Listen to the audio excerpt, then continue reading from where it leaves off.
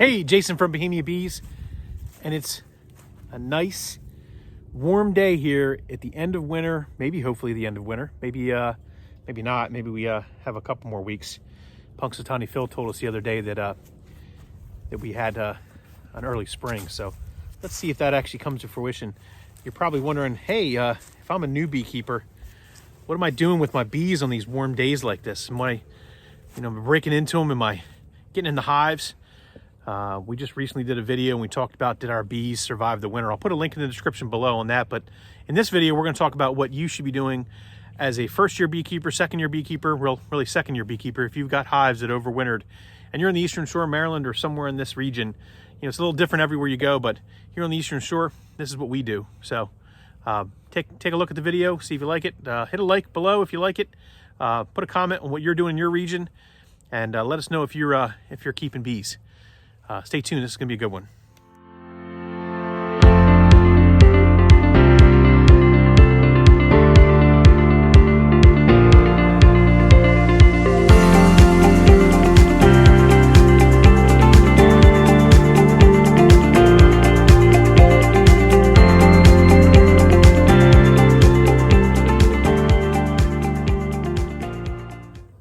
Okay, so we're here in the apiary on a nice warm day.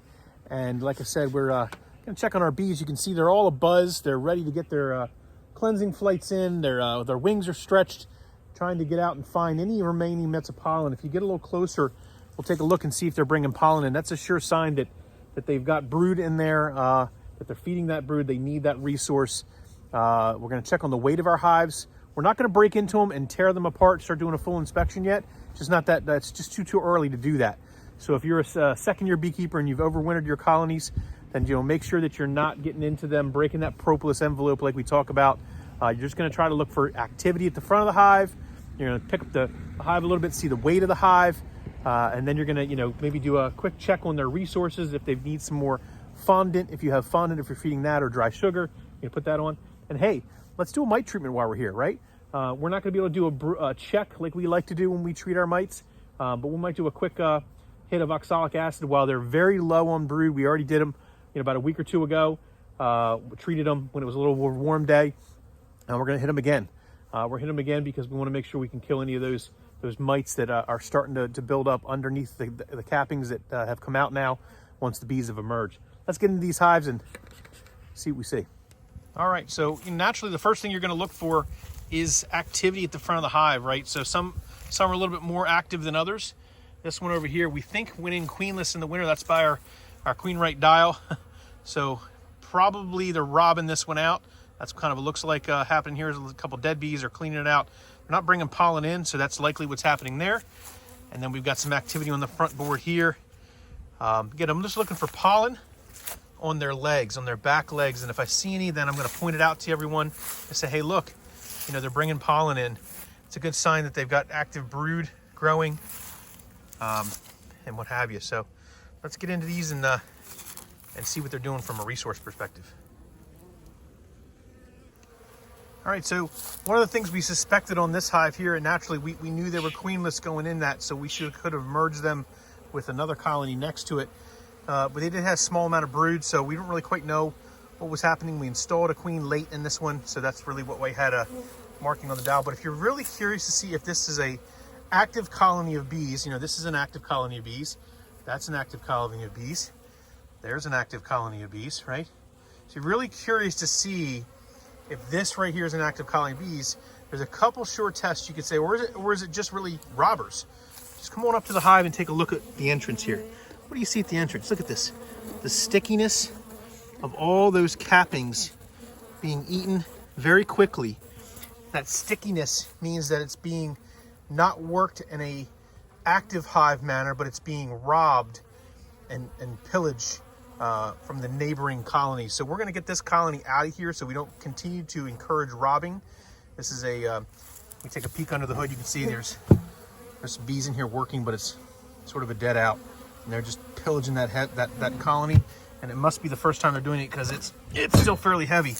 So we know that this one is definitely a robbing target. So let's get this out of our apiary, out of our other colonies, because what we don't need is all the neighboring colonies to start to rob this one out and create a flurry, which could spread to this one, which could spread to this one.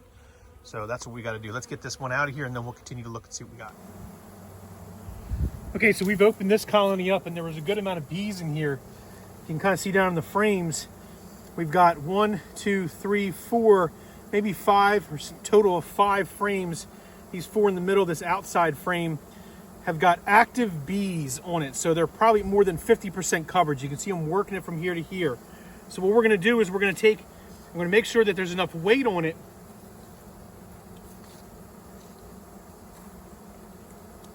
We're gonna make sure there's enough weight on it so that they can make it through the next few weeks. If I take that and I pick it up, it's still got some weight, but not as much as I'd like. So I'm gonna give them what we do, which is put some fondant on it. I'm scraping some of the burr comb off here because I can put that fondant flat on the frames.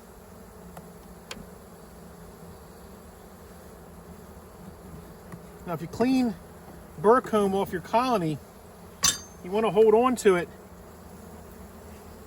and not throw it on the ground as best as possible, because that becomes an attractant for wax moths and small hive beetles, because it has little bits of honey and pollen in it. So you keep a bucket with you, hold on to that, melt it down and use it. Now that we've got the hive open, we got some Hive Alive fondant that we use. We've cut the edges out. This is from a colony from earlier. It started to eat it that didn't make it, so we're going to reuse it. But we open the Hive Alive up in this convenient package. And we lay it right down across the center of the hive, right where they're working, to help so they can start to continue to come up and feed on that extra reserve. We use screen inner covers as well. So what I'm going to do is I'm going to take the screen inner cover, put it backwards and upside down. Why am I doing that? Because they already have an entrance up here. They don't need an additional entrance to protect during the winter. This will turn it around, give me enough of a gap here that it will allow for the bees to come up and work that fondant, but not keep the lid off so it still sits tight. You want to keep it still tight. You don't want a lot of airflow still getting into this out of the gap. So what I'm going to do there is I'm going to put a foil inner cover on. And of course, in this scenario, we're using a Bee Smart lid. So you got to make sure it's put down pretty heavy. So we're going to set a brick back on it there. So this hive's good to go. Looks like there's a lot of good bee volume. And we're going to continue to keep checking the next ones to see what we need to do. We're going to treat all these in just a minute too.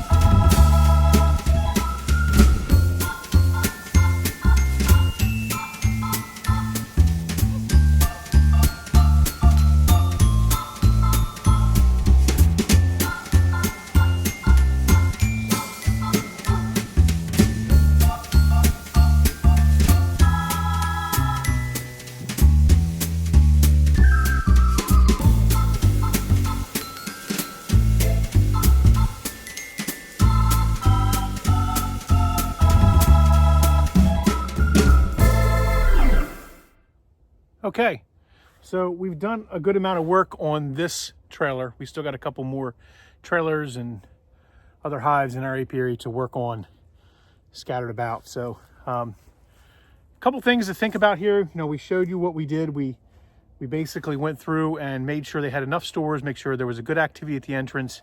See if they were bringing in pollen, that means they had brood. We made sure that if we had any dead outs, that we were taking advantage of that resources that maybe we're in the top box or in the box that had some side frames. And, you know, next we're going to double up the ones that we had resources for, give them some drawn comb, give them some resources in the middle. Really didn't disturb the core brood's nest unless it was a dead out. We left that alone and then really just stacked them up. Now, if you'll notice on some of these colonies, you'll see some blue tape.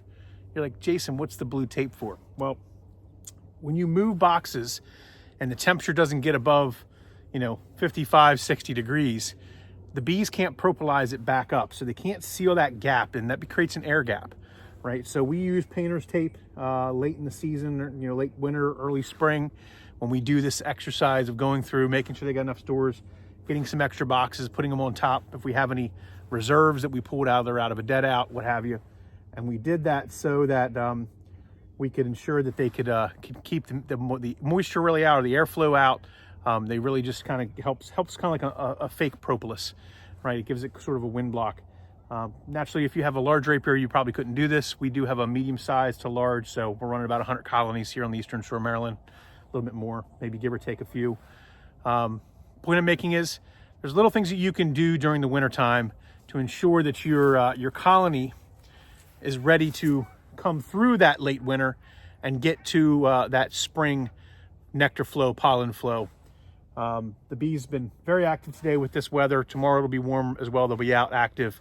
We're going to get into a couple more hives. We're going to treat some more hives with some oxalic acid, and we're going to get these girls ready to continue to grow their brood's nest into the spring.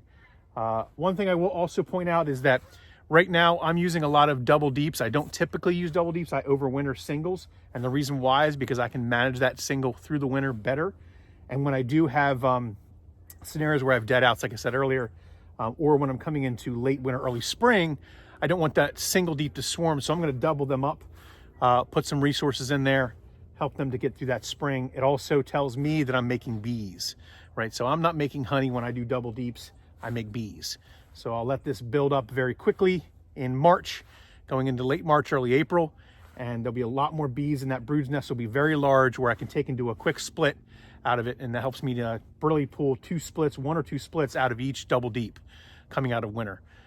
Keeps them from swarming as well, gives them plenty of room to move into and a place to put some extra stores. So just a tip that I do here on the Eastern Shore of Maryland. It's not the way to do bees, it's the way I do bees, as Mr. Mike Berry talks about. But here on the Eastern Shore of Maryland at Bohemia Apiary, for us, we like to build a sustainable apiary so that we are not buying bees.